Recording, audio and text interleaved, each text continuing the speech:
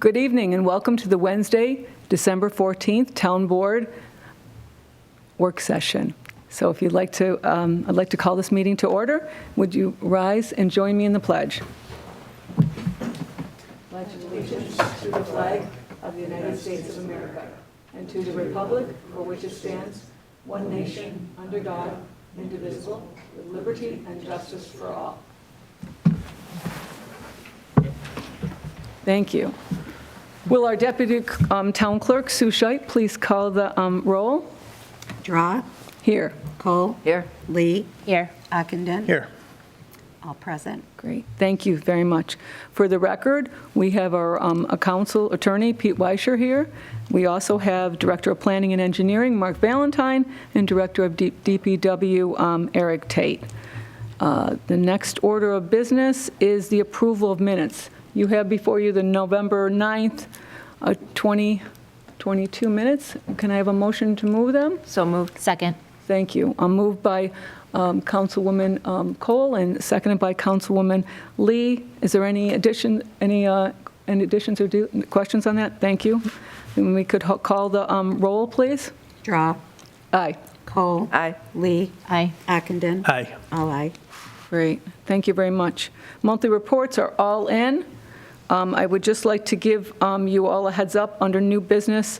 We will be having some talk a little bit later in the agenda on the Shadow Pines Barn. So, and that will be coming later under new business. It's just so you all are aware what's coming up. We have some very special guests here tonight. So we have from Penfield Hope, we have Duncan Harris and Kathy Kemp from Penfield Hope here again, as I said, to discuss their needs and idea for a future building, in addition at their current location, which is on 1771 Penfield Road. And I believe, Mark, you're going to cover this for us? Yep. So I've pulled it up on the screen if you guys want to come up to the table to Great. Thank you. answer any questions of the board. So Councilperson Drawe and I were able to drive over here the other day, just to kind of take a look at the property, take a look at the area and the location. This is off of Mott's Lane and Penfield Road. I know you've had some requests from the board to look at an addition to the property. We just took a quick, look at the area, look at the parking. But I'm sure you can kind of share more about, what your intents are for the area, the size of addition you're looking at, what the size and scope of that's going to be. Sure. Just one clarification on, we are now leasing this building, and there's some discussion. We are through the first year of a 2-year lease, and so we're looking at, future homes and considering would this be a building that we would purchase and make a permanent home, and that's why we're looking at getting some guidance about the possibility of adding an addition on it. So just as a prerequisite. So there has been no decision to do that. That would be a board decision of Penfield Hope to do that. But this is important information for the board to consider. But I'm going to let Kathy tell you a little bit about our mission.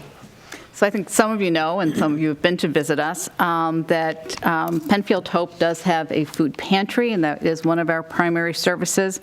But in addition to that, we really do try to meet with each client and really review their financials so that we can get a sense of what is the big picture, of their need.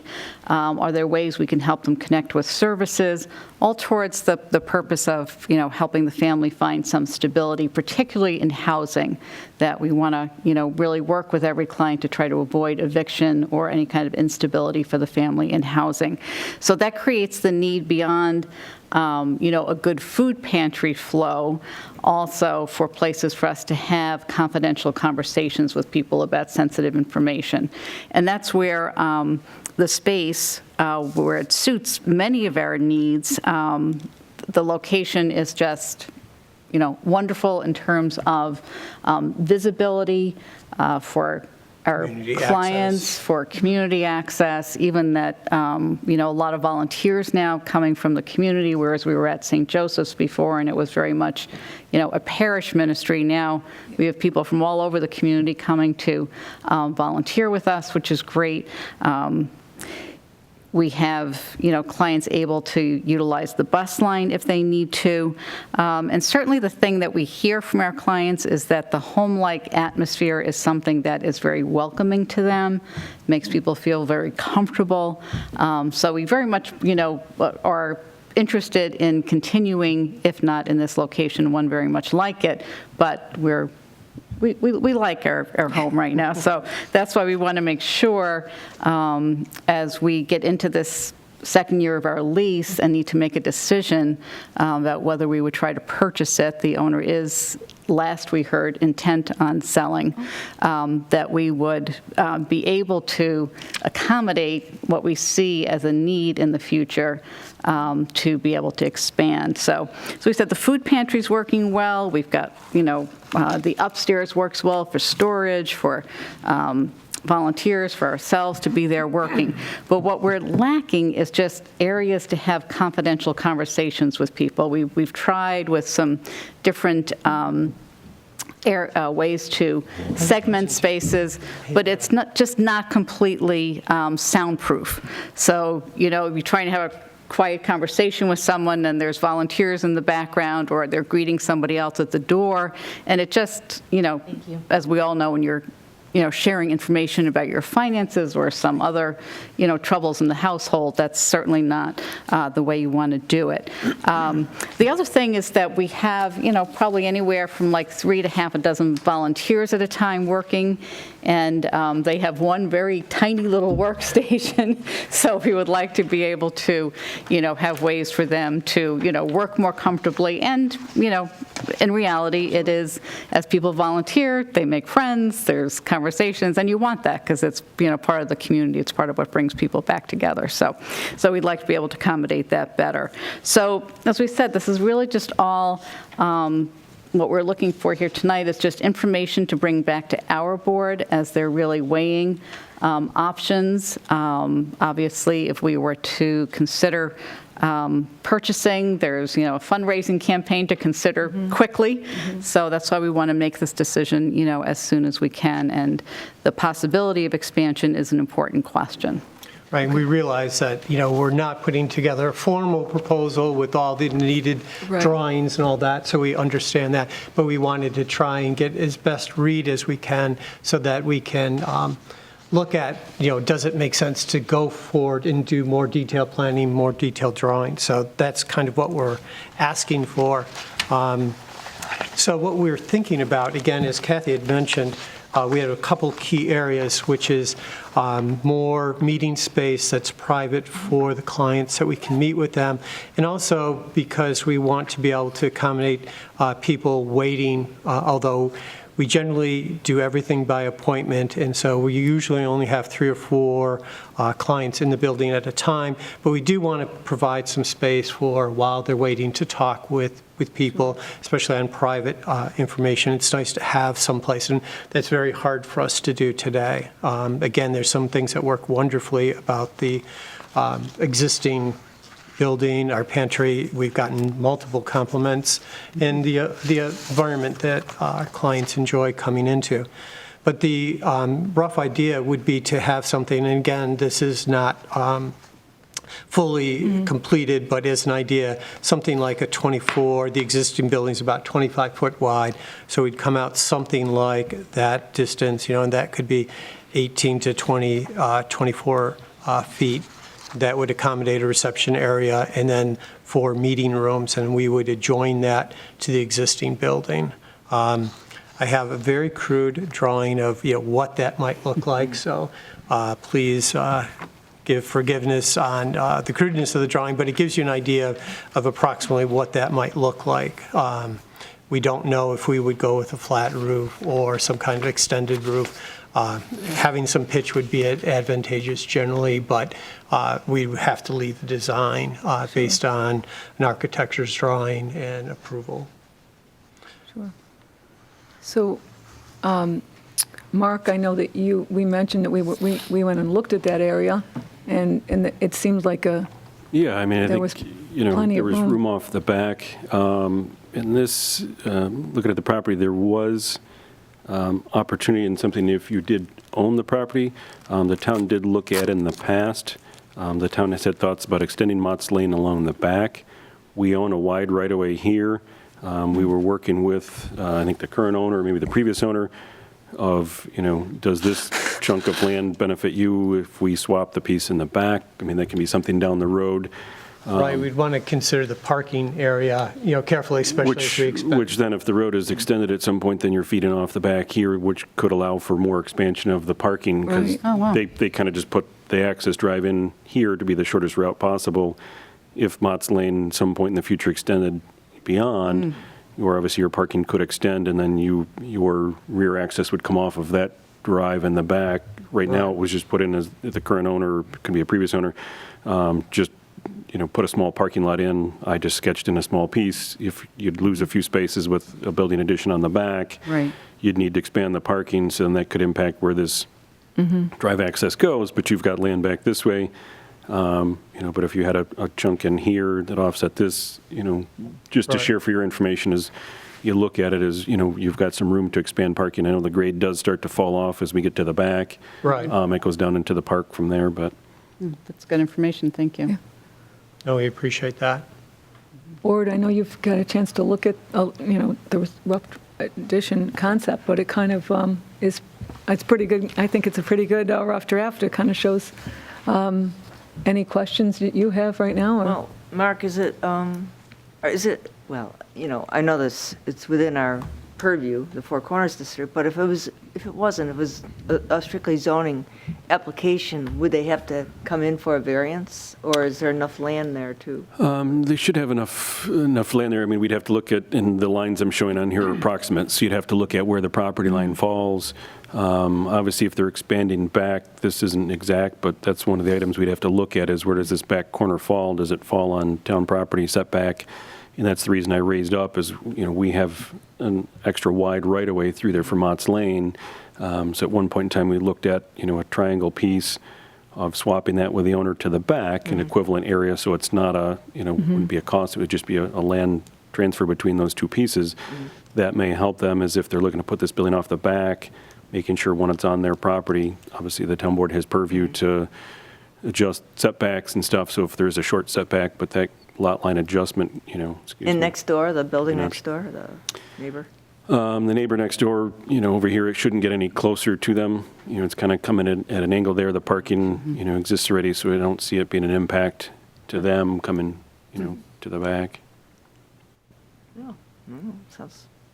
So that lot line that's depicted there is not probably, These are approximate, Yeah. generally we say within 10 feet. You can see as you look at other areas where it goes over, and obviously the house is not on the wrong piece, so it's always a little bit of a shift because you're taking an aerial image that sometimes is taken at an angle, overlaying on something that's exact. So again, we tell people these are informational, but as if you extended that back a little bit, now we're probably getting close. Is that on their property or not on their property? So that's why I brought up the element of, we were looking at a, possible land swap with, Yeah.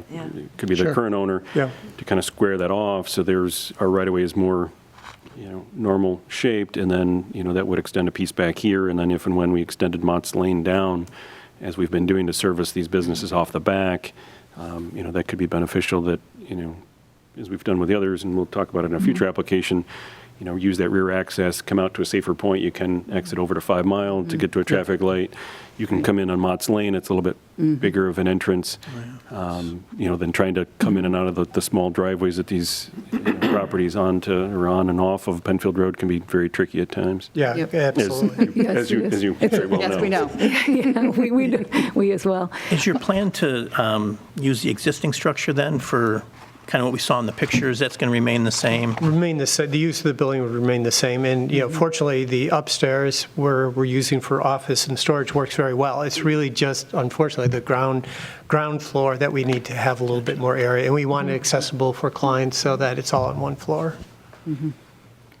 Are we thinking that, Pete, do we have to give them any more information as far as for them to proceed if they would like to purchase that piece of property? And are we able to say, we like this plan? And That's about all we can say, right? yeah, It's not an application. it's not an Right, application, it's not a right? formal application, but at least you can indicate, it's kind of like similar to like a sketch plan. Yes, So yeah. Can you hear me? I'm that we losing would be sound applicable to it if it... for some yeah, I reason. mean,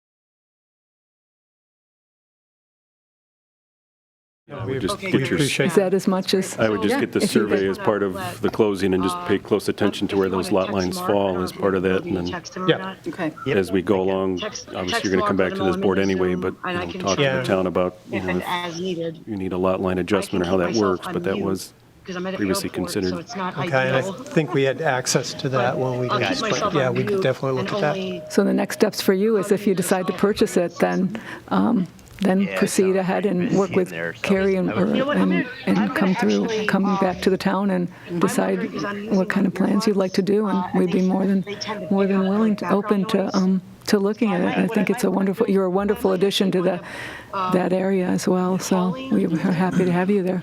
We really appreciate you taking time to talk to us about Yeah, this. This is helpful. Maybe I don't very make good. much sound, Thank and I you. just- Thank you. Thank you for sharing that. my- Appreciate it. Have a nice That makes sense. evening. Okay. So why don't we turn- if So I we're turn the on to phone some and action items. pick up the line, I believe our first one is a request for a hold harmless agreement at 29 Grouse Point. Yep, no And Mark, I think that's, All right, I'm For you? gonna jump out of the Zoom then. Yes, so Shannon Barg, one of our thanks. building code officials, has been working with the property owner. They were looking to fence in a portion of our backyard. As they've raised on the screen, we have a drainage area that runs through the back area. So where they're looking to put a fence is a come up? portion into the easement. So they're looking to kind of follow the edge line. So it's kind of at this back corner here where they want to put the fence that comes into a portion of our drainage easement. and I think the homeowner is here tonight. Yes. And he Nick would like to- DiMartino, yep. Can you just state your name and your address for the record? Nick DiMartino, 29 Grouse Point. Thank you, Nick. I'll pull up, so they provided some site photos of where they're looking to put that fence area. Yep. I kind of skipped through those, so they've kind of got that staked out in there. I think you've been working with Shannon, she's informed you of what's involved with the hold harmless agreement. Obviously, we're not giving up our easement. If we ever had to access it and we had to remove the fence, it'd be at your cost. We'd take the fence down and access it. I think we have access in other locations. It wouldn't be our first item is take the fence down if we can get it from other areas, but if it had to be, we'd take the fence down and it'd be at your cost to put the fence back up. I agree. Sounds good. Good. Anything else board wants to add? No, not really. Seems pretty straightforward. Engineering's So we've looked at it. I mean, we've got access. They're staying out of the majority of the easement. Obviously, our first and foremost, make sure it's not blocking the drainage, not, impacting that. Keep the DPW can access it. They can access it, obviously, off of, the road on the other side. So we've got access off of Plank Road to get to that back portion. If the board, wanted to move ahead tonight, we'd do a resolution for next week. It wouldn't be, January 4th. it wouldn't be. A couple of weeks. It would, Thank you. for the So 4th. it's usually next week, but January 4th, we do a resolution for January 4th. And then, at that point, enter an agreement. They would sign the agreement. We'd sign the agreement. They pay the filing fee, and it gets filed, and then the hold harmless agreement is enacted after that. I move that we go forward with the request for the hold harmless agreement and Prepare the resolution. prepare the resolution. Great. I'll second that. Moved by Councilwoman Kohl and seconded by Councilwoman Lee. So move that ahead can we have a roll call vote on that? Drawe, Aye. Kohl, Aye. Lee, Aye. Ockenden. Aye. All aye. Great. Thank you for being here tonight. Thank you, Nick. Thank you. Appreciate Thanks, your time. appreciate it. Thank you. Have a We'll be in nice touch. holiday. Thanks. Okay, next on the list is action item 2146, Fairport 9 Mile Point Road, change of owner, administrative approval for a new CUP. I'm sorry. So for- that's a that was under conditional use Carrie? permit. Yeah, conditional use permit. I'm sorry. I believe that's the Burger King? Correct. So my aerial photo is a little out of date. Burger King exists today on this parcel. The ownership of the land is changing hands, so they're selling the property, new owner of the land, not a new owner or new operator of the business. Right. But according to our conditional use permit, the way it's currently written, any change of ownership, it needs to come back to this board for a new permit. So tonight, asking if the board is willing to grant a new permit to the new property owner. Again, Burger King's not changing, the operator's not changing, nothing's changing on the property. It's just Housekeeping. That's just. ownership of yeah, of the You don't need a land. vote on that, we just. We Yeah, should. We should yeah, have a we vote should on take that. a vote Okay. to grant a new conditional use Okay. permit. I'll make that motion. I'll second. Moved by Councilwoman Lee, seconded by Councilwoman Kohl. Roll call vote on that, then? Drawe, Aye. Kohl, Aye. Lee, Aye. Ockenden. Aye. All aye. Thank you. Next item is 1801 Penfield Road, the public hearing follow-up on this from our last meeting, our last, So this is the chiropractor office. Again, Councilperson Drawe and I did our tour, stopped by. we toured everything. On Monday, we drove around and Yeah, we did. saw a lot of action on Penfield Road, so we stopped over and took a look at that. So they're proposing, again, a building on the back of 1801 in this location here. They're proposing a small bit of parking at the end, on both ends to compensate for the parking loss of that. Had the public hearing, didn't have anybody else. The owner obviously was here and, answered the comments that the board had. No public comments, no other concerns. So whether the board wants to move ahead, has questions, wants There any were some further input. clarifications that he needed to address about, like, the parking he had verbally next door, the realtor would allow for, that we'd like that in writing. Okay. But Carrie had all that. She did. She had it all written down as we Yep, were and I don't going through know it. There if was we've gotten responses to that yet, but, if the we've got some time between now in and the fourth. It wouldn't the be till 4th? the 8th, that wouldn't go till the 18th, the 18th? 4th or the 18th, either one. Yeah, I mean, either ones, we've got some time, so if the board's, One of open the to things- moving ahead, we can resolve some of that. Didn't he mention that some of that he would clean up, there would be additional parking he'd be putting on that property? Yep, of his so own he as was well? adding a few spaces here at the back. Yeah. And then he had the former shed, he came in a couple of years ago talking about using that. Obviously, the condition of that was much worse than he thought, took the shed down. There's a little bit of a concrete pad there. He's going to put parking over that concrete pad area, so he'll replace the few spaces he loses in this area with the few He really spaces has at the quite a end bit and of parking in there. Right, spaces but in that the was back. one thing. We asked him, and he We said did. that he was going to get an agreement. So if he With- felt compelled, maybe because with he was Howard having that Ham. group exercise. Yes. Maybe that's the issue, because so many people coming in at one time or not. And the hours of operation, we had it listed for, remember you asked that question? Yes. About what it was in the original resolution. It's going to be different. Yes. Different hours, earlier hours. So that's something else that would have to be added into the resolution of property. acceptance.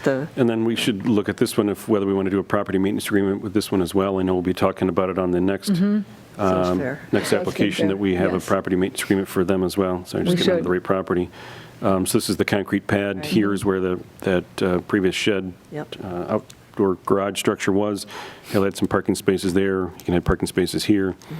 And then, part of the resolution, we can require the property maintenance agreement that can have the hours of operation in there. They can have, Very good. any other conditions the board wanted to add There with was one that. question, did we question a refuge or garbage? We at all? didn't, but And I as see- you look at that, But yes, that's not there when we That's read not that. there. No. That's a dumpster. That's Yeah, not- I think they were doing not always renovations on the there. property. I Right. don't know if That they is have not- more than a It's not an toter in enclosed there. dumpster that's There is no part of the- garbage outside right now. I mean, we can follow up and ask the question. I'm assuming it's probably a residential toter. If it's a Yeah, I think chiropractor that's the office, they'll case. just That's have a why- Yes. recycle bin and a toter they probably wheel out to the back and get picked up.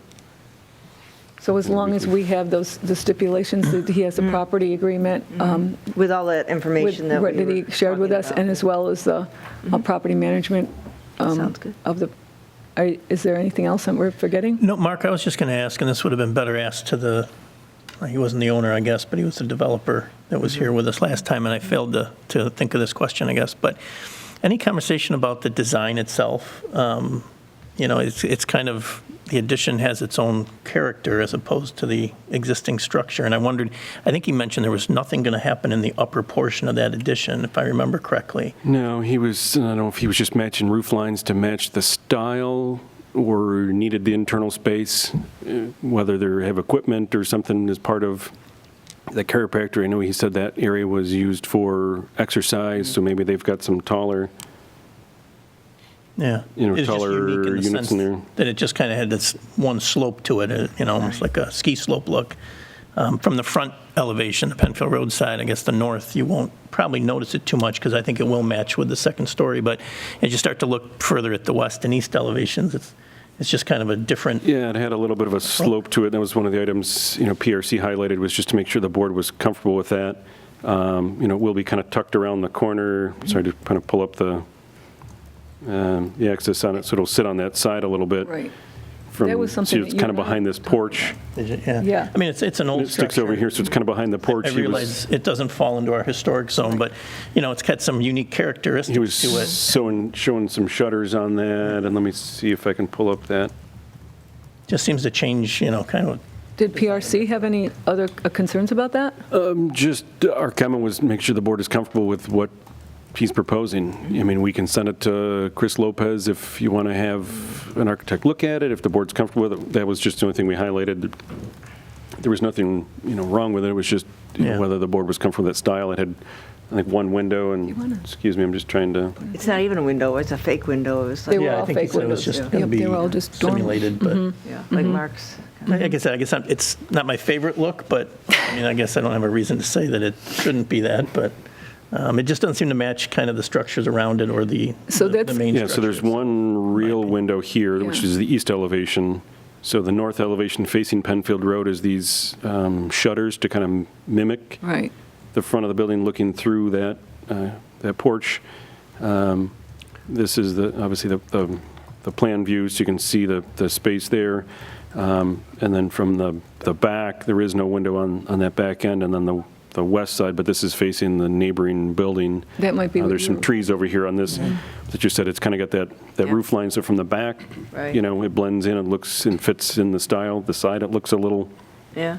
different, you know, but then from the front, it kind of fills in and squares out. I think they're looking, to me, it looked like they were trying to balance off and square off the Right. buildings. They've got the peak in the middle, But would you match the wanna roof have here, Chris Lopez? matches this side. Chris and then- Lopez is a good idea. I mean, Yeah, the planning I would board support offers, they will often refer things to him for that exact feedback that you're looking Yeah. for.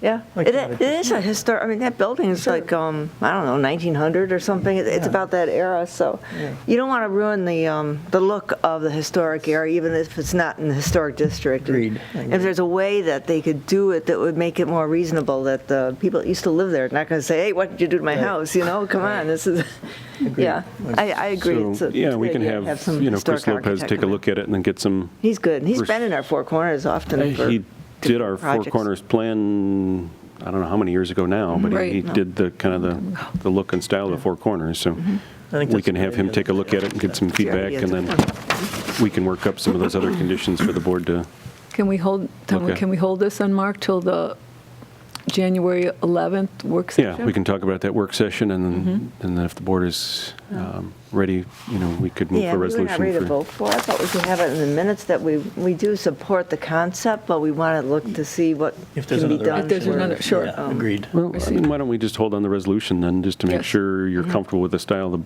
the building, and then, in between now and the 11th, we'll have the Chris Lopez, Plan Architecture, take a review of that, provide their comments back. In the meantime, we'll get a little clarification on the hours of operation, some of the other items, from the last meeting that, we may still be waiting for, and then we can get that all to you by the 11th. Do we need to move to hold it? Do you need to table it? It's, Table. Move to table? yeah, table it for review of plan architecture. Okay. I'll So make that moved. motion. Oh, second. Moved by Councilman Ockenden, seconded by Councilwoman Kohl. So roll call vote? Drawe, Aye. Kohl, Aye. Lee. Aye. Ockenden. Aye. All aye. And that's tabled. Okay. Thank you. Next up is 1854 Penfield Road, and this is the Daniel Roofing property that we across the street, down the ways. Yep, so From the this, we also took a look at this property. I took some photos at the same time. So just down the way, and this the board, was talking about some conditions last time we would want to incorporate into the property maintenance agreement. So I can pull up the street view. So he's got the Daniel Roofing sign out front, the house, the apartment. He's using one unit for himself. The other units he's renting out, and then he's got the materials in the back. Did take some pictures. Get that back up.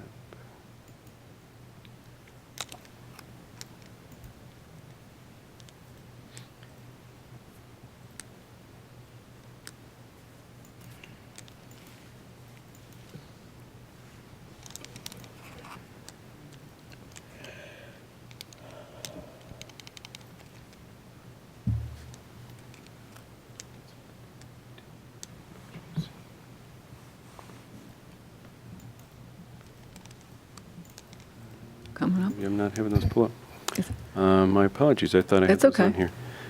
So we went in the back. There are some materials on the ground. There's some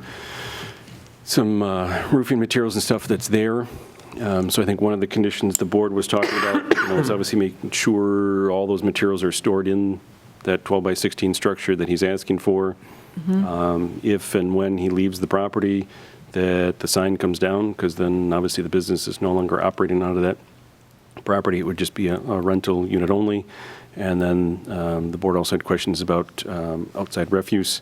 We took a look at that. He does have kind of a little screen structure. There are just some toters that are back there that, obviously are servicing the apartment units that are there now. So it's kind of screened on the backside.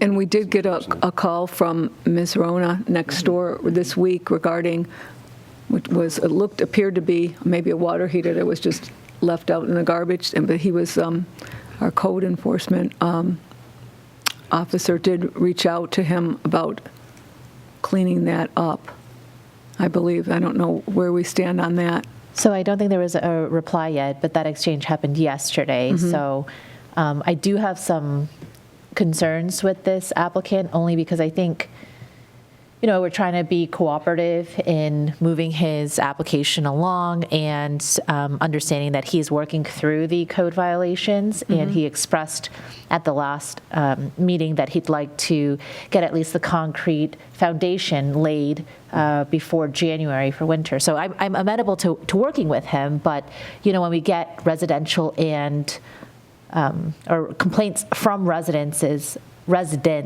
and neighboring businesses of continued trash on the property, I don't think it shows good faith on behalf of the applicant.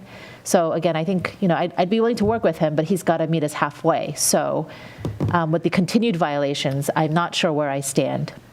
In the property maintenance agreement that we have, can we stipulate all those besides the Yeah, I mean, you could add in the conditions has to to it and be- say there would be no outside storage of materials at all allowed. We saw the roofing materials. We can say that, he's not bringing stuff back from jobs and storing it there temporarily. Right. That could be a condition, and then that gives the code enforcement officers something, a written agreement from him that, hey, it says you can't have outside storage of, materials. You need to get these off, and, hopefully that's another, added tool for them to pursue. So I recall at the first public hearing, we had asked him if he could temporarily move those into the garage, or I think use of the mudroom or somewhere else while this application is pending. I don't know if there's an update in that regard. I don't know. Ms. Ivers, I believe, is on the phone. If Oh, Oh, do I have to do something? Here. I am on the hey, phone. Carrie. Hi, how is everybody? Good, how are you? And I apologize for the background noise. I'm at the airport, and there's no quiet place to be. So I never received any confirmation from the applicant, but to be fair, I didn't, in written communication, ask him that directly. I know that question came up on the board. I'm happy to send an email to him with that question or that follow-up question and ask for his response in writing so that we have that information. Yeah, because I don't believe there is an existing garage there now. There is no garage. No, there isn't. You come back, and he's got a roughed-out pad in the back of where he wants to put the future shed.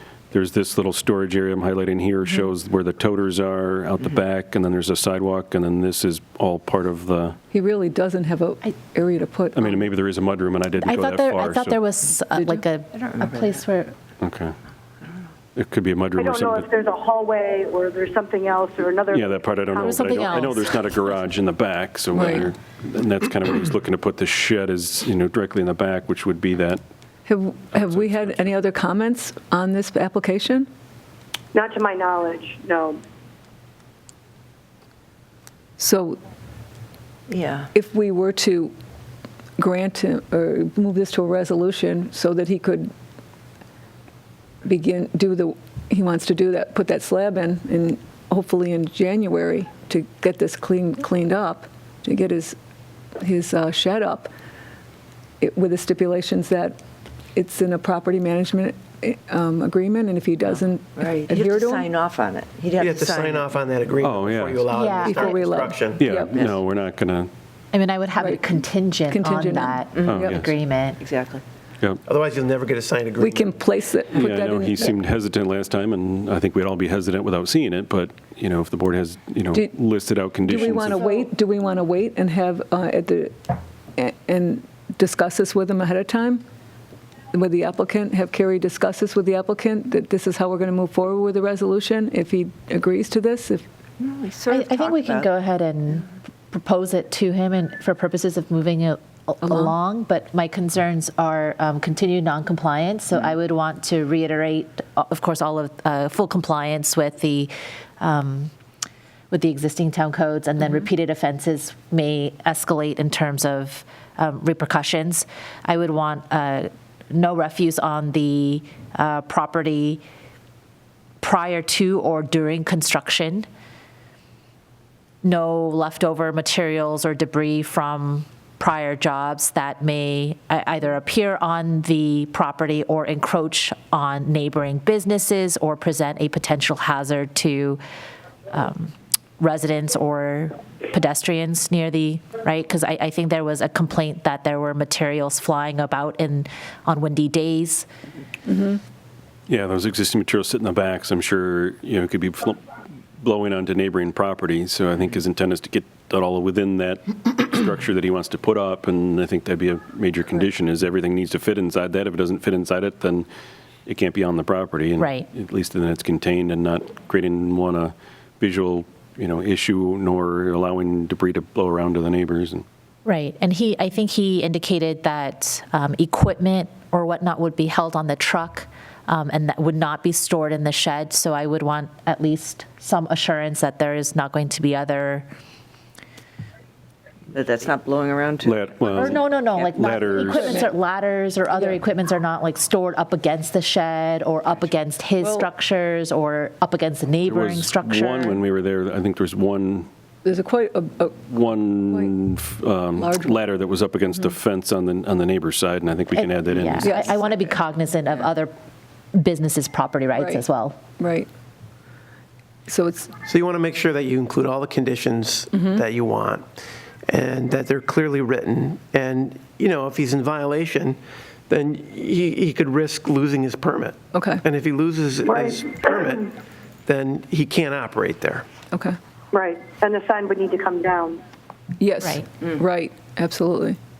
So at least those are my concerns. If the board doesn't have any additions to add, I think, Mr. Weishar, you at least have heard the concerns. I would be comfortable with moving forward with that contingent on this being signed. And then, of course, you can jazz up the language to your satisfaction so it captures all that in a very clear and directive way. Yeah. Yeah, I believe Carrie will be drafting the resolution. I'm happy to take a look at it. Yep, So- that would be great. Now, question in terms of timing and order of operation. At this point, the applicant resolution would be heard in January, and no building permit will be issued for the shed prior to that, or is the board thinking differently?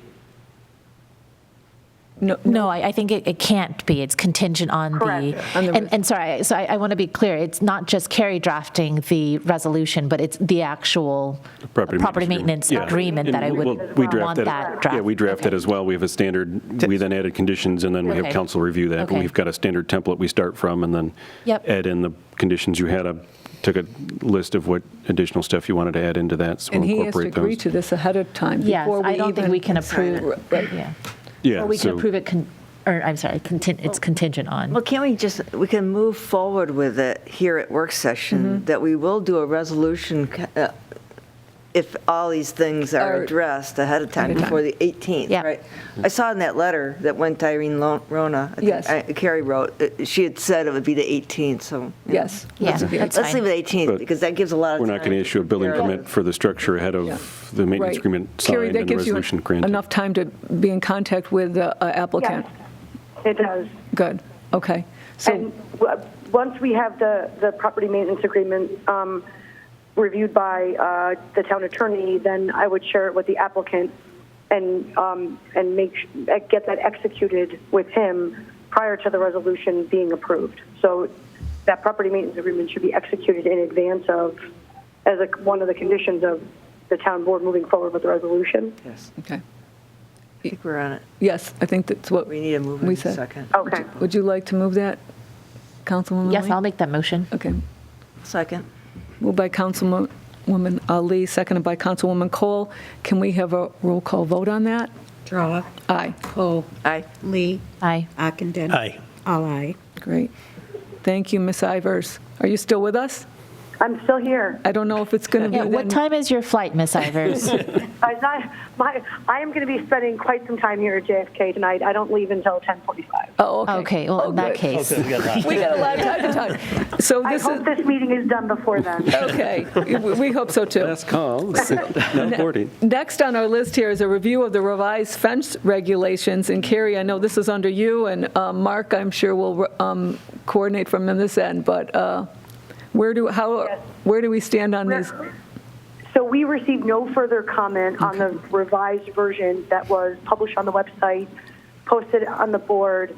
And so I would be, if there's no other changes either identified by the board or by our town attorney, I would be asking for a resolution to move forward with the adoption of the local law at either the January 4th meeting, I think we've talked about or the January 18th meeting. Either one would be okay. It's up to the board's discretion whether they want to add this one in. It's not a hurry. It could be 18th. Okay, Yeah. fair enough. Candace? Then what I'll do is I'll be circulating the local law in its final form with all the revisions sort of accepted and in conformance with the New York State requirements. Question? I wanted to ask Miss Ivers, I forget the gentleman's name, but he had raised several. Mr. Reese? Ron Yep, Reed. Mr. Reed. REITs. And I actually did the courtesy of sending him a link to the revised regulations and received no response or comments in return. And with part of the revisions, I see that we clarified some of the language that he, I think rightfully so, had said was potentially ambiguous. But with the other changes, So some of the other changes that were identified during the public hearing, we in discussion with our town's code enforcement official and our town attorney, there was the potential for some interpretation challenges with respect to front yard fencing and deer fencing. So we wanted to make sure that we didn't cause more confusion. So some of the changes that were recommended or identified were reviewed carefully, but opted not to make those changes or incorporate them into the final version. okay. And would you be able to scroll, Mr. Valentine, to the section with respect to gardens?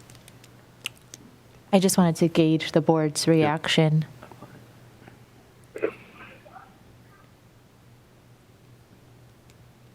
I think this was the one portion talking about the right. size of the garden area that could be enclosed. They took that out.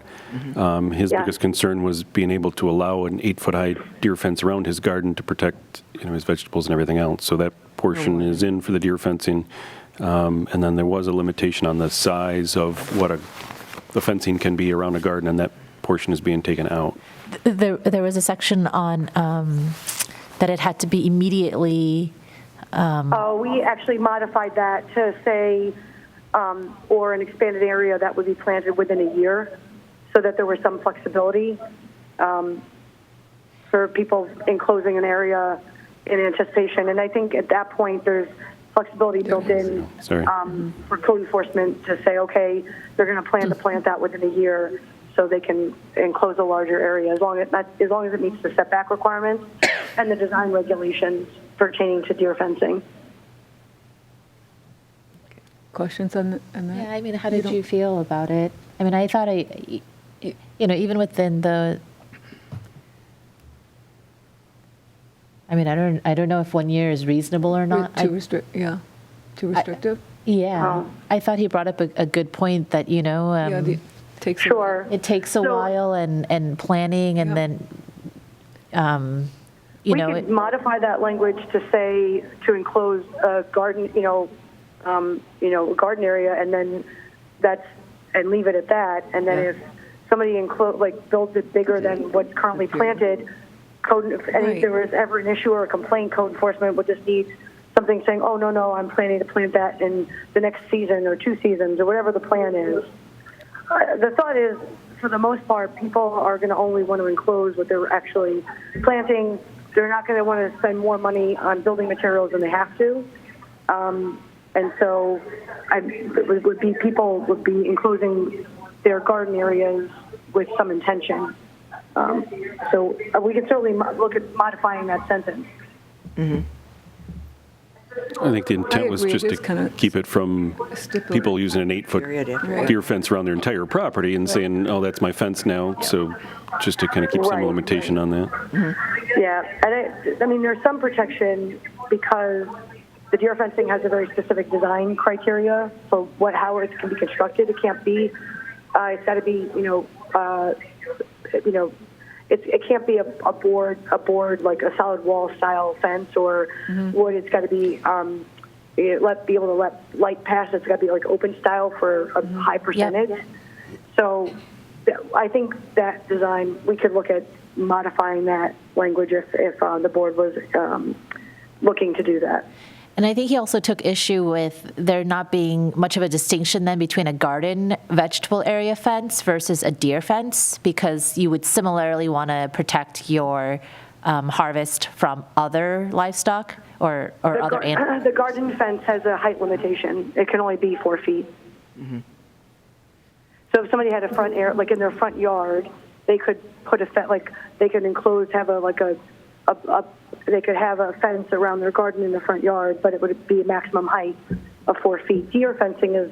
It's the 8 feet. That's the 8 feet, correct. Mm-hmm. So that's the distinction. And deer fencing isn't allowed in the front yard, but somebody might have a garden. If they wanted to enclose it, they could have it be 4 feet. Mm-hmm. Okay. Well, I wanted to gauge the reaction because I thought he brought up multiple good points and... That's a good point. The garden kind of, again, I know I can't plant anything that fast, so. Yeah, 1 year might be a little fast. I mean, if you're because you only have one season for planting and growing. Yeah, exactly. It is We can modify that sentence, but as Carrie said, she passed it on to him. We haven't heard anything back, so I'm assuming he's good with what was sent. He didn't come to the public hearing, so we've not heard any further. Okay. In general, though. he may be because he plans to plant all the time, but I mean, I think we're looking at it from a broader perspective of the average, maybe the person who's wants to be a gardener, wants to plant, but just.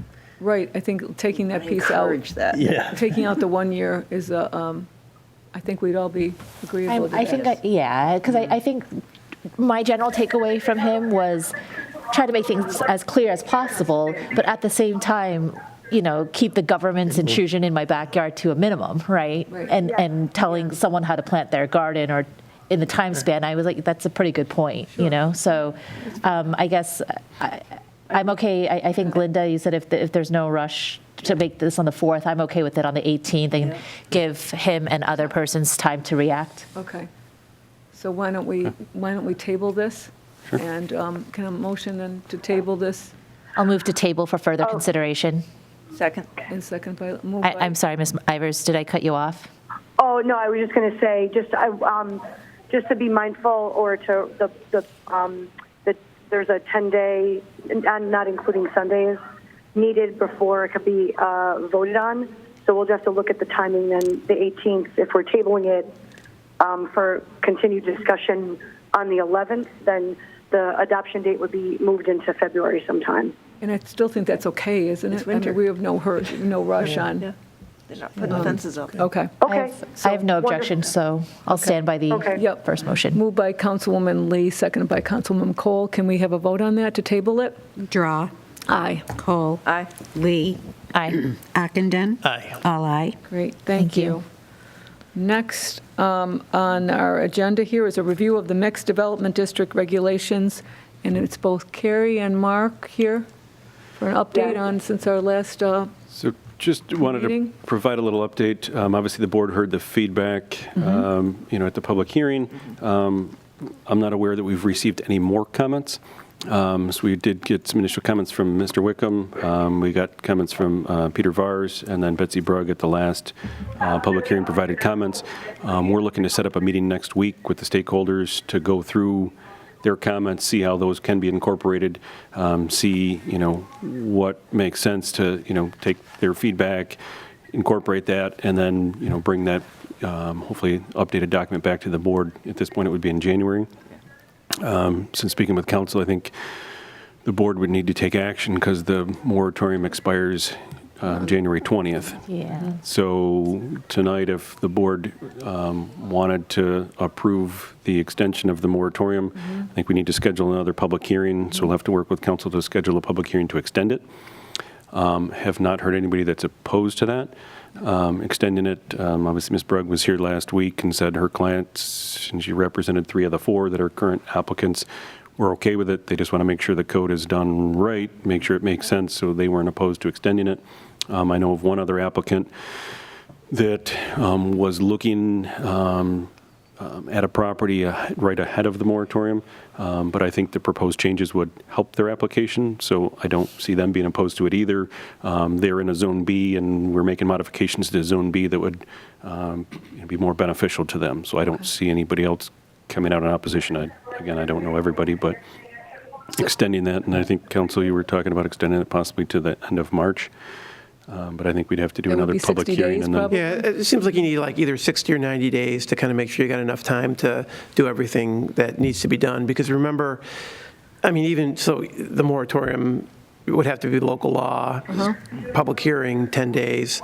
And to the extent that you're making a lot of changes to the draft mixed use, you're also looking at, maybe do you have another public hearing? Do you got to make sure it's there for 10 days. And, we're having conversations with people and stakeholders. So even 60 days is going to go by pretty fast. So, and you want to make sure whatever it times out to, that it's meaningful. So like if it just goes to the end of the month, but you don't meet again until, it just, you got to make sure that the timing works out. we really have to set a resolution, move ahead with a resolution tonight for the 4th, so that we can vote on something, or have a public hearing. yeah, rather so if than the vote. board's open to at least, having a resolution to extend the moratorium, the board can vote on that. Do we have to have a date? Do we have to have a time, more than 60? Do we have to tell you tonight how many? So what would you be, so tonight would be you want a resolution on the 4th to set a public hearing? Absolutely. Yeah.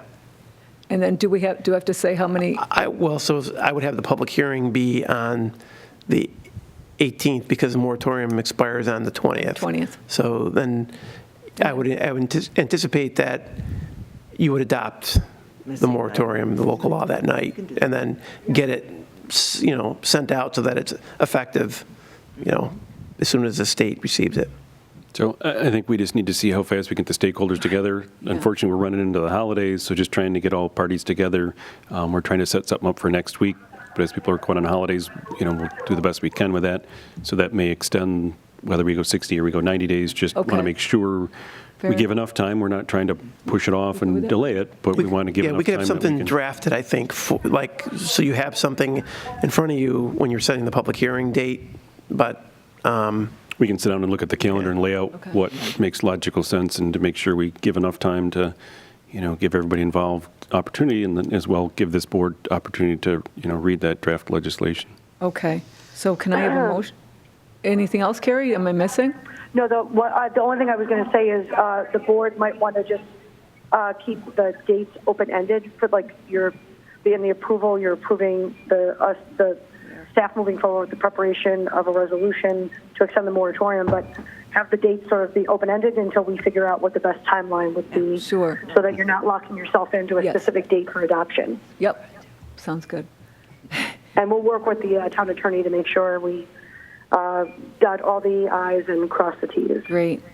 Good, Pete? Yeah. So looking for a motion to move to set a public hearing on the, extending the moratorium, but extending a public hearing on the mixed-use development plan? So moved. Moved by Councilman Ockenden, seconded by Councilwoman Lee, or Kohl. Can we have a roll call vote on that? Lee? I'm sorry, Drawe. Kohl? Aye. Lee? Aye. Ockenden? Aye. Yeah, I was still writing Lee. And I should, All ayes. all right, and that will be for January 4th.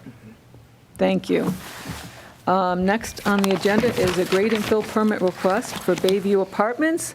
Mr. Valentine, and I see that the applicants are here, the Howletts, if you wanted to come up to the microphone. You have one Howard. One Howlett, sorry. That's okay. But, and if you just want to state your names and your addresses, please. Wendy Howitt with Midland Management and Mid-Lakes Development.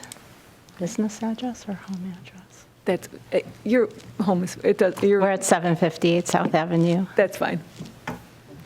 Jeff Levinson with Midland Management and Mid-Lakes Development at 758 South Avenue. Thank you so much. All right, so, So we have, and I've been in communication back and forth with Dr. Howitt on this. So they're requesting, and I'll drag this over on the screen.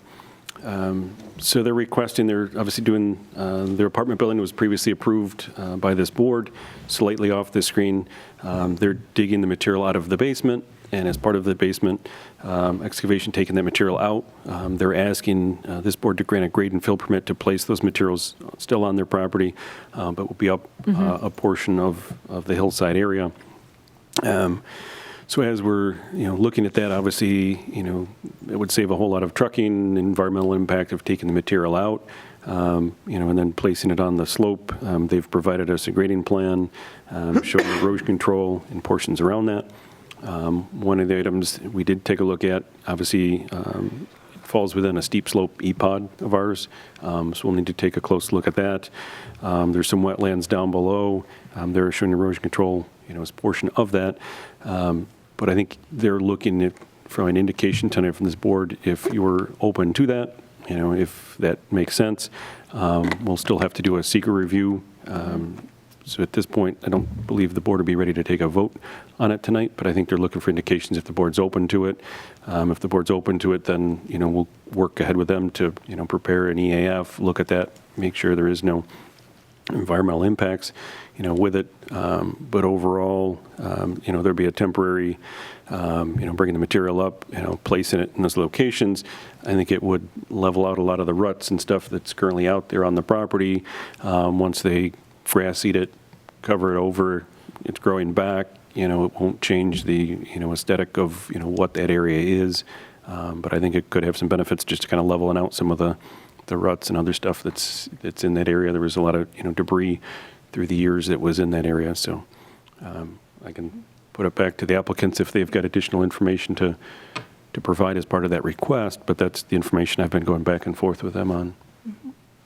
I think you covered most of what we wanted to convey.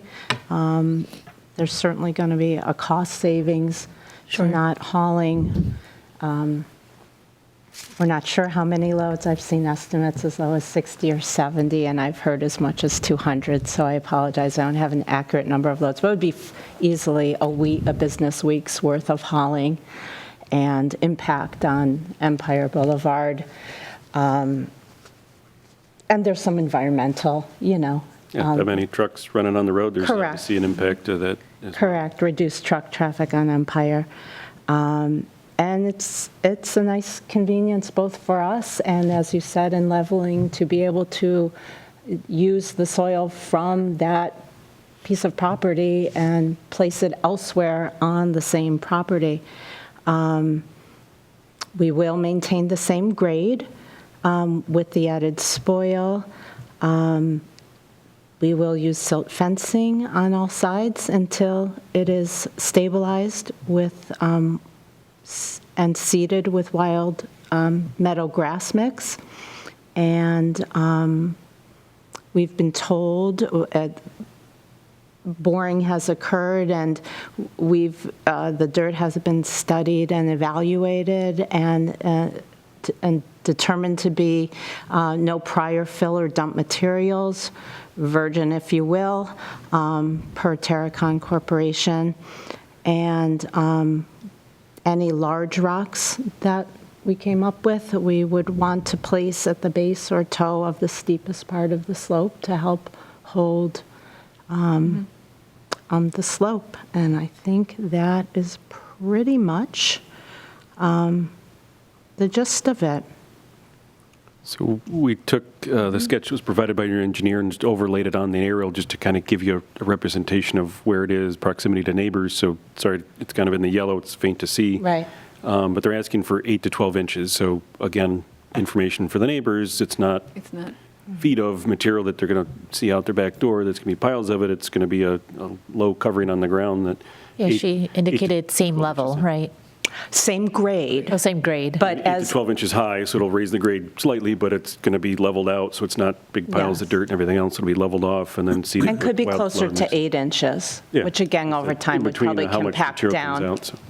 another inch to 2. So Mr. Valentin and I were out there and looked at the site.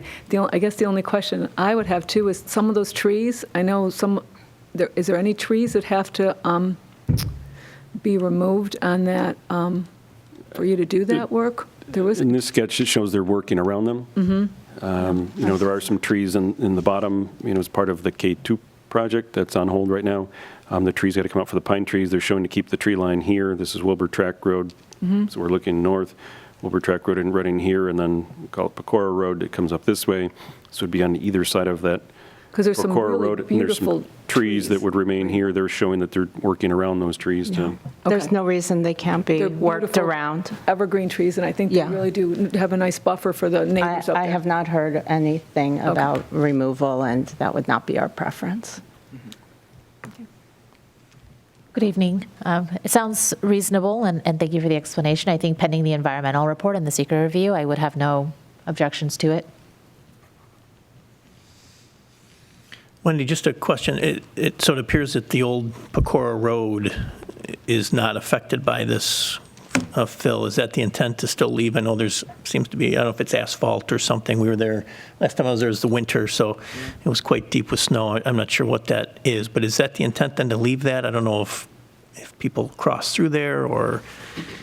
Can you identify? It's this access up the middle, so it is asphalt, or was That asphalt thing, one time. It's kind of broken down. I mean, it is still private property. I know the neighbors access it, but Yeah, I think while we were there was people that were... they're on private property. It's owned by the Howitts. It's not parkland. It's not town property, so they are trespassing. So it is the Howitts' property, so even the road remains, it's their land. Right. I didn't know by design, though, it seems to have left that open. Correct. That was the intent, and I'm assuming that you guys are looking at. Okay. And there was, talking with some of the residents, they've always indicated that was a fill area, but so you've had core testing or whatever through that area, and you're not finding any sign of it? Of where the new building is going. Where the They've core basement will be. tested, where we're going to dig out the. So this area down here is where the apartment is. That's where the tested as virgin soil, that there Understood. wasn't any fill in that area. Where it's going to be moved to It's kind of capping. On top, It's already okay. there. Gotcha. This is a known fill area going up the hill, so it would actually be a nice cap over Made the that road. debris and everything else that's in there. The area they indicated that they've done the depots and the core samples down here where the apartment building is approved is down in Okay, this area. understood, thank you. Yes, you're welcome. Any other So questions? You at guys? this point, it sounds like the board is supportive of that. We'll work with you to complete the EAF, go through the environmental piece, and then come back to this board once we have the secret portion completed. At this point, then the board could, entertain a vote on an official approval of that. Thank you. Take care. Thank you. Thank you. you guys very much. Have a nice holiday. You too. Too. All right. Next item on business, I moved up, I talked to Mr. Valentine about a couple of these things that were held over. One being, the next is this private pond maintenance, and we discussed moving this over. Yeah, this is Mark, something we're still working on with the Watershed Committee, so just as we move it up from a held item, bring it up in a public forum, so there's nothing put before the board tonight for you to consider.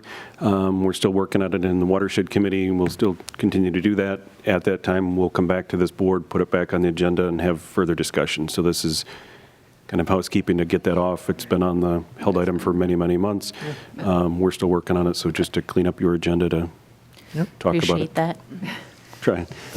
And the next item is the Heritage Month discussion, and I have had some discussion with the director of, with Marie also before, and also the director of communications, and we're going to work on a plan going forward in 2023 to do something with this, so if I don't know how it will be, but maybe to be discussed at a later, looked at a later date. And I think that gets that off the held item. So I have no informational items. I have no old business. And now up to new business, and that is discussing the Shadow Pines barn. And I'm going to let Mr. Tate lead this off for us. Great, thank you. So, and I apologize, I don't have the exact kind of date or year that this barn was built, but it is the barn that's directly due south of the Clark House. It is part of the actual 1960 Clark Road parcel. So when when Shadow Pines and the golf course itself was purchased by the town board, this barn as well as the Clark House was bought outright. It was not part of the anything that was actually bonded or paid for through the bond. With that said, and I know I had actually sent, and kind of apologize the short notice, but just earlier this evening had sent over a kind of a report to you from a structural engineer. That was actually as a result, this past Friday the 9th, myself and a few other from my DPW staff happened to be at the barn, and as we entered the barn, noticed that there was actually a partial collapse within the barn. We've known of kind of some areas that we've been keeping an eye on in the conditions. While nothing, really had been done kind of formally or as any type of investigation, related to this barn itself in the past. We have been working with, even a couple of weeks ago, New Energy Works was in there looking at the barn itself, the structure, to try to see, what could be done, what could potentially be salvaged, and what the overall shape was. At that time, there was, and I know there was kind of a group with them, there were people kind of walking throughout. Well, there's a number of, I guess, leftover trash and other things that, from when the town had purchased the property and kind of leftover from when it was operated as a golf course. That the barn itself was used for that. However, everyone, when they were there, was able to kind of walk freely throughout. And, upon arrival this past Friday, noticed that the southeast corner of the barn, the first floor had actually collapsed into the basement. And a good portion of the building is actually, in my opinion as an engineer, I know Mark Valentine, as the town engineer, was also on site, had concerns about the structural stability of that structure. We, prior to Supervisor Cinti taking her leave of absence, she was actually still around and was able to come see it herself, and shared the same concerns about the existing condition and the rapid deterioration of that. Just yesterday, I was able to coordinate with Carmine Torsha with Torsha Structural Engineering and Design. He happens to be the same structural engineer that has been working as kind of a subcontractor to Bergman, taking a look at the Clark House across the street. He was able to come over, kind of complete a visual inspection of the barn and shared the same concerns as an independent structural engineer. Based on, and kind of throughout or within the report that I sent over, he noted a number of things and concerns that he has related to the roof, the foundation walls, the actual structural and exterior walls of the building itself bowing in the shape that they're in, and kind of, as well as where this collapse is, in the concern of an uncontrolled collapse of a greater portion of the barn, if not the entire thing. Based on his evaluation and his conclusion, his recommendation from a liability standpoint is to have that barn taken down as quickly and soon as possible. So I was able to get that report finalized from him today. In conversations with town council, did want to take a look and see if there was any provisions within the town code itself related to unsafe, buildings and structures.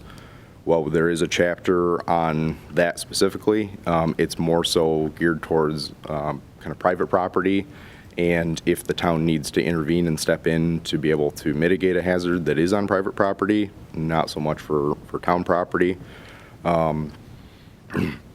Given that and even within his engineering report, he indicated that it would be prohibitively expensive to shore up and or repair the building compared to the actual demolition.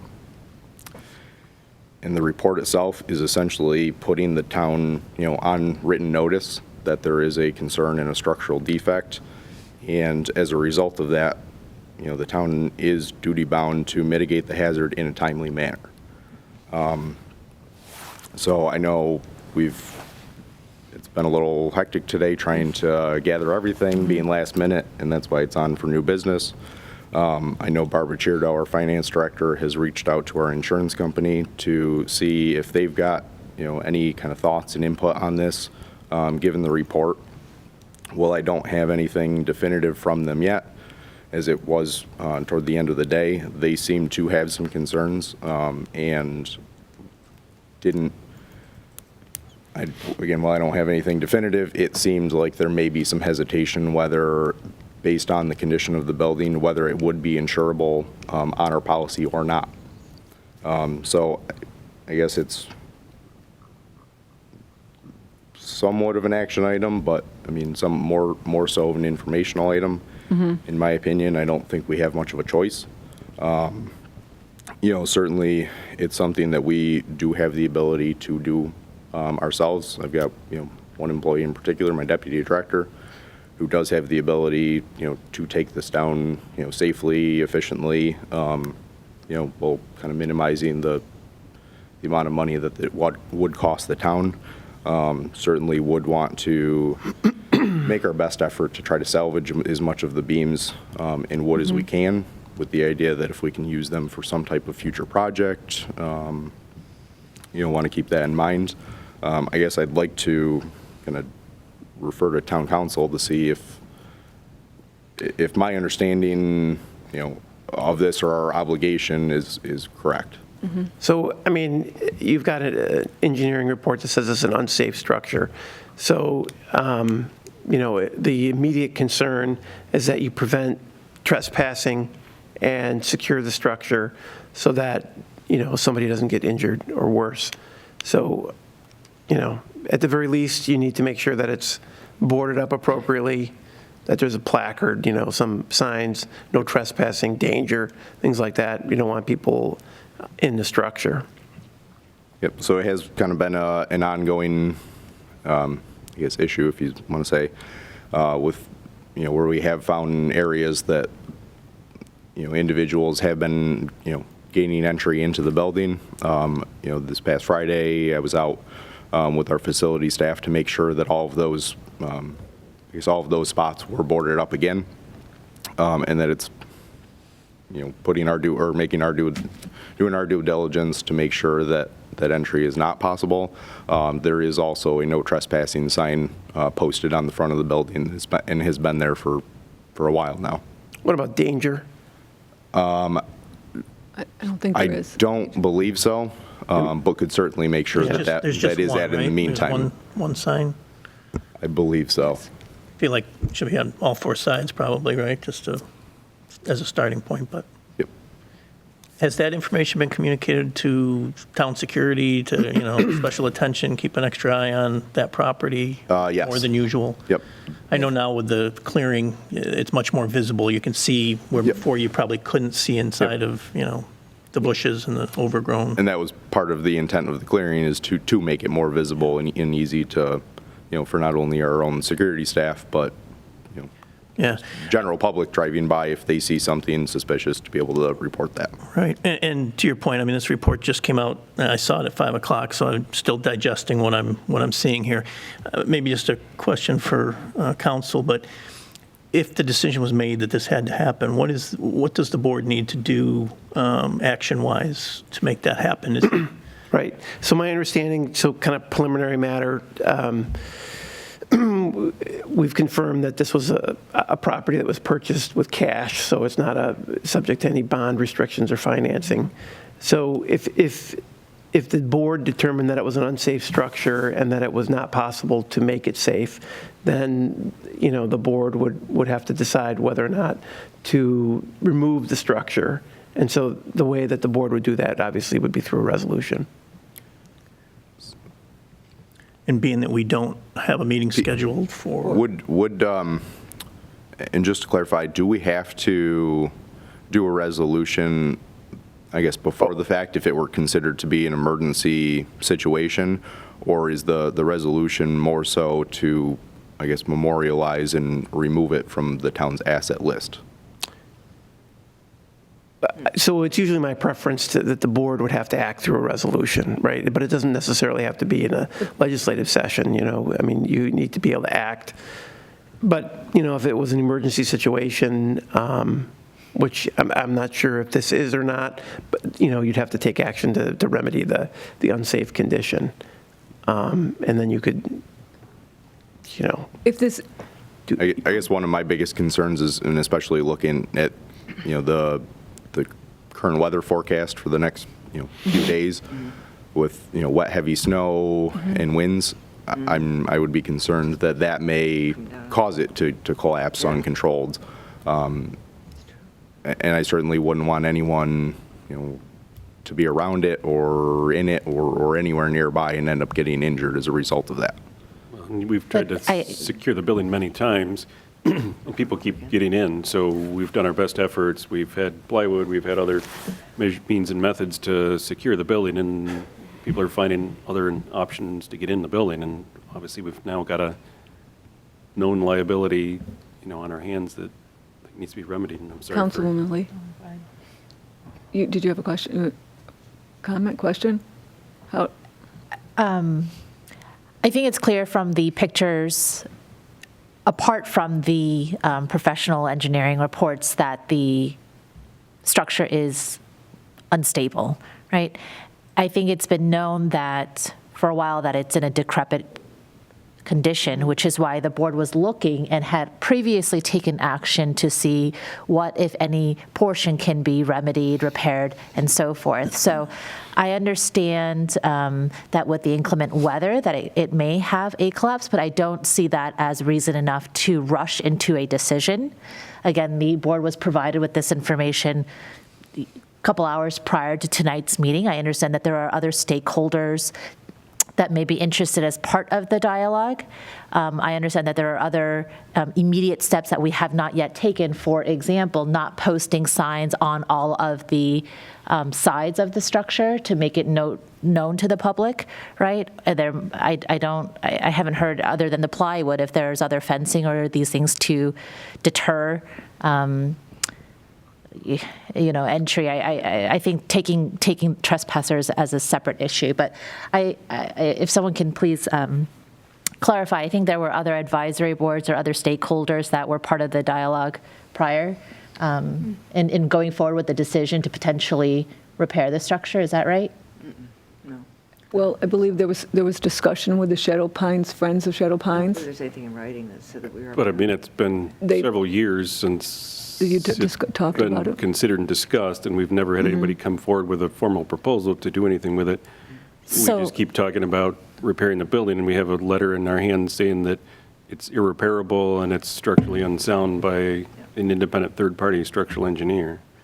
Oh, I'm not saying that we try to salvage this building at all. I think it's clear that it at some point will need to be demolished in the very near future. My question is, have all stakeholders been informed so that they understand the extent, or at least the decision that's coming before the board? This occurred Friday, and we're being asked to make a decision again with information that was provided couple hours. I think board members are still digesting the information, myself included. So again, I think all of us are understanding where the decision ultimately needs to go. We just want to make sure that all stakeholders who've expressed an interest or who have some type of role, official or not, that they're made aware that this action will be taken by the board. So I can say I had reached out to a few individuals that I know have expressed interest in this, in the barn itself. And while I've been still kind of gaining information, did indicate that this would be a discussion with the board tonight. Didn't go into any detail because as I was still trying to gather everything, but did let them know that this would be a brought up as new business tonight, and certainly encouraged them to watch and pass on to anyone else that they kind of knew or felt may be interested. And how much notice were they provided? That was Monday. Monday. And any response this far? Yes. The response was, just I guess a generic thank you, and that they would certainly be, watching and keeping an eye on this. So the next steps would be, though, if we were to table this or in discussion and wait until we do not meet again until January 4th. It's 2 weeks before we meet as a board, as far as making any kind of decisions. I mean, we can certainly reach out and talk to the stakeholders. That's what I was wondering. That's what I was curious about the process. And So if you were to table it, absolutely would gotta make sure that it's all placards on all four sides, danger and no trespassing at the very least. Make sure that it's secure so that you don't have trespassers.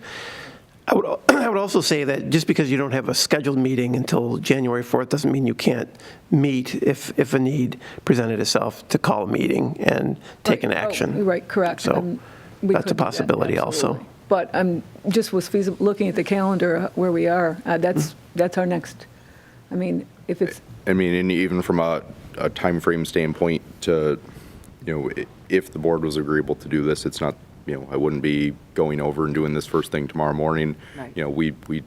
I would need to kind of arrange or make some arrangements to set this up, and the earliest would be, early next week. With that said, even if this were to be pushed and a special meeting were brought up by the board next week, then we're getting into Christmas and it may get difficult. So I don't want to. My preference wouldn't be to prolong this any longer than absolutely necessary. But if the board was willing to move forward tonight, I wouldn't be over there first thing tomorrow morning either. Right. As Pete indicated, there's some things we need to do in the meantime. I would want to get, some fencing around. While we could safely get it on the ground in a day, there's still going to be debris there, and wouldn't want anyone to get hurt, kind of in the few days that it takes to actually clean up. So I'd want to get some temporary fencing around that, and that may even take, a day or two to coordinate with a company to get. Right. Would the board be agreeable to have Eric proceed with putting fencing around the building? We try to reach out to the stakeholders in the next. I don't. Every People time that they are say interested? this, so in my mind, it's not like calling somebody that said they liked the barn and saying, "Hey, we're going to tear down the barn." I think maybe Eric and Mark, working with our director of communications, could devise some sort of article to go on the website explaining the situation, put up pictures, and we have a newsletter ability, we have the website, we have social media, because in my mind, there isn't like little stakeholders. This is the community. The community was all interested in everything about Shadow Pines, whether we bought it in cash or it was referendum. So everyone needs to know that's going to happen because, once it happens, there's going to be it's funny because that building is really bad inside, obviously, and all that, but when you see some of the pictures people take, it looks like this pretty barn because you don't see it up close.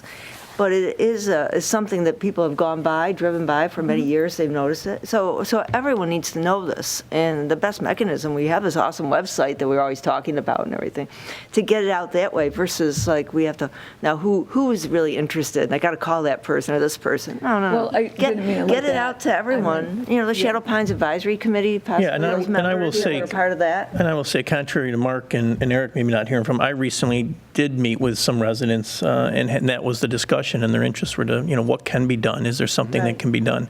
And, that was, there There's a was, group right there. You can, but Yeah. I think overall there's a whole community that will be interested, and want to make. to your point, you look at the barn, and it looks like it needs a coat of paint, maybe a new Yeah, roof, and that's kind of what you think. And it's a great structure that would be nice to be able to maintain and have. It may not be feasible, and I understand that, but So if we do that, I would move that we have Eric take his steps because we know it's going to have to come down. Right. But Okay. educate everyone about what's happening so they're not thrown for a loop. And Yeah. no. Yeah, I mean, Anyway, that's my opinion. No, I echo those sentiments. And again, I think that's what I mean by stakeholders. It's Okay. not just Right. Everyone. like two or three. People. Yeah, Right. it's I understand. interested groups, and they need, again, I think it's clear the action that needs to be taken is just it needs to be made known, communicated, exactly. So I think, just to summarize, I think we do need to post danger signs, make the public aware. definitely. I think we understand the liability concerns, and so we need to address those, and whatever temporary fencing or whatnot to make it clear that there is no entry permitted. And then I would ask whatever the appropriate channel is through Facebook, or On the website. Communication. social media, in any case, so that the public is aware it's currently an unsafe building and that the town is aware we're taking immediate steps and that we are going to take action soon. So if that is a, Is that enough that do we have to make a motion on that, or that we going to discuss for the next meeting about this, or we're just We're instructing I think we Eric to can take the ask next steps. to take the next steps now? I get that. Yeah. And then that's all we have to do, really. And to I think- communicate it. To communicate it. And then through Public relations. and then Great. at a future time, at a future date, we will be taking action on this. I think it's okay to move forward with at least the resolution being prepared to demolish it at the next meeting, and then in the interim, take all of these immediate steps, right? And then, of course, if anything changes or new information is brought, we certainly don't have to vote on it that day. I But I think, understand. again, given the precarious situation, we should probably Move ahead with move that. towards that. So does that council feel that Yes. that's the way to do it? Yeah, I would, the fencing, the liability it concerns me. Yes. The risk of that. All of us. All of No, us. no one wants to see anybody get hurt. I Right. think that's all of the board, public safety here is a So- concern. Absolutely. The fencing, anything else that can be done to kind of shore up the security. So just to clarify, the board would, I can make arrangements to kind of get the fencing, get, some additional signage up, work with, our website to get the additional information. But for now, we want to leave the barn as is until we discuss it at another meeting, or No. I guess, No, would we want to I think we'd like to put kind of forward a move forward with the resolution idea for- that, Do we have to have a resolution to remove it, or can we just have a vote of the board? I think you should have a resolution. I think we should. But now, do we want a resolution for the January 4th meeting? Or do we want to wait till the January 18th meeting? That's too late. That's too late. Way too late, yeah. and P, you would prefer to have the resolution prior to any work, correct? I would, I mean, preferably. right. If it starts to fall down, Yeah. then you got to take action. And that's And that's, I mean, you've already stated that, we've got snow coming, there could be, and I don't know how quick you could get a fence around there from emergency enclosures, but we're pointing out there's a potential risk, so we should fence it as soon as possible, would be my opinion. But can we make a resolution tonight?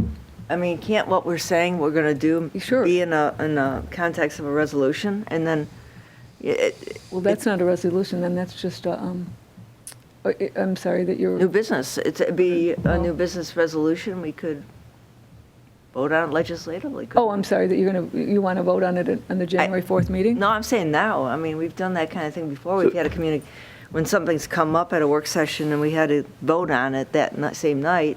It's not advertised, but it's emergency situation. Right. I mean, if you need to, you can make a resolution tonight.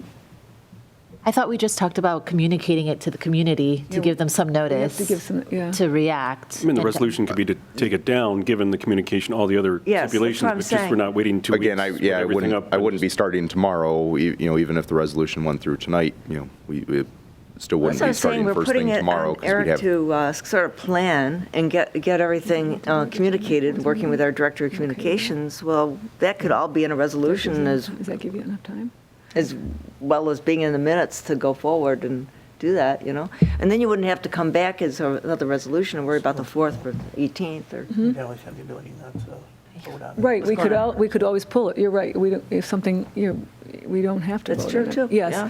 What if we put this forward as a resolution for the January 4th meeting? Yeah, that was And my then- understanding. And then that would, in the stipulations, in the meantime, you'll do the fencing, the signage as soon as possible on those. And then we'll vote on, at the January 4th meeting, about the demolition of the property. And by that time, we would have had enough community awareness about what was happening. Does that seem? Yeah. As long as nothing else, we got to pray that nothing happens more. And in the meantime, Eric, earlier I think I asked, I'm not sure he answered, but so security knows to keep an extra eye on this property because of the given situation? Yep, so after visiting the site, Mark Valentine, Marie, and myself, on Friday, Marie had personally reached out to security to ask kind of for additional patrolling and kind of a watchful eye on this. Okay, good. yes, and our head of security, Steve Campione, is aware of that, and that would be on his forefront. He happens to be here tonight and he's knows that this is a priority to watch this, so going forward. Missing anything? So it sounds like you're looking for a motion to direct staff to prepare a resolution to authorize demolition based on all of these, all the evidence collected and the determinations. And in the meantime, direct staff to secure the building with appropriate fencing and signage and security.